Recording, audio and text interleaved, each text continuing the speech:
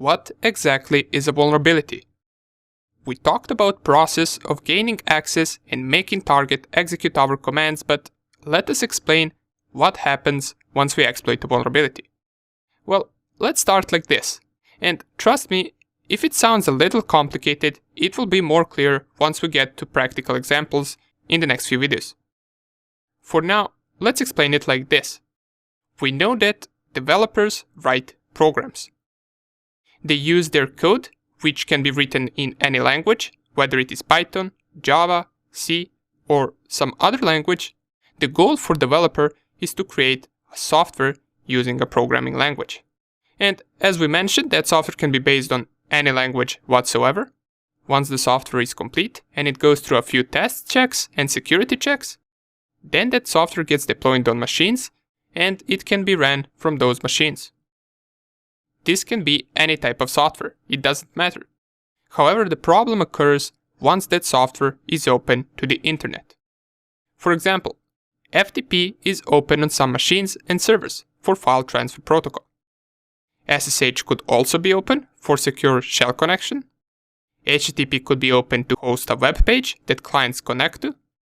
Basically, if your software is hosted on an open port, then it is also open for possible attacks from the outside. And as we already know that the software is consisted of code that developers wrote, problem occurs if that code is not well written, if it has some bugs. Now, it doesn't necessarily mean that if there is a bug that we can exploit the target, but sometimes those bugs can be critical, and the attacker could use that bug to make software act in a way that it is not intended to. That's called exploitable vulnerability. Usually once exploited, we drop a payload or a shell back, so we can control that machine and do what we want with it. Once a bug or vulnerability is discovered, it gets that name that we've seen for vulnerabilities in Nessus that starts with CVE, and then the year of when the vulnerability first occurred.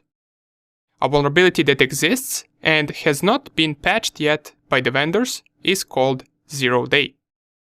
Usually as soon as critical 0 day is discovered, it gets patched almost immediately, but you will see examples of 0 days that were used for months before anyone found out about them.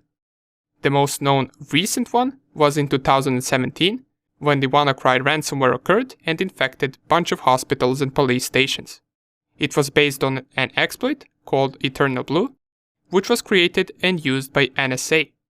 They never reported it and used it for their attacks until those exploits got stolen from them and got leaked. We will see in this course a lot of recent 0 days that are now patched. Some of them will even be as recent as just a few months ago. However, all of this makes sense if the target has a vulnerability. But remember, vulnerabilities don't always have to be of technical nature. Imagine a company with a bunch of networks, servers and machines, fully secured and also protected by the best firewall. No security holes, no vulnerabilities. We can't even scan the target to figure out its infrastructure because its protection is so good. Now, imagine an employee that works there. Let's call him John. And let's focus on John at the moment. John likes cars. He usually searches for car pictures and videos while working. One day he gets an email from a person that has email name exactly the same as his colleague. In that email, there is a car picture.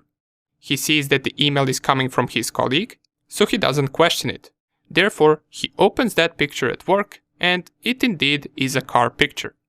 But little does he know, that email was us spoofing an email for him, so that at the first glance it looks like it comes from his colleague, and that picture opened a car image, but it also ran our malicious program in the background.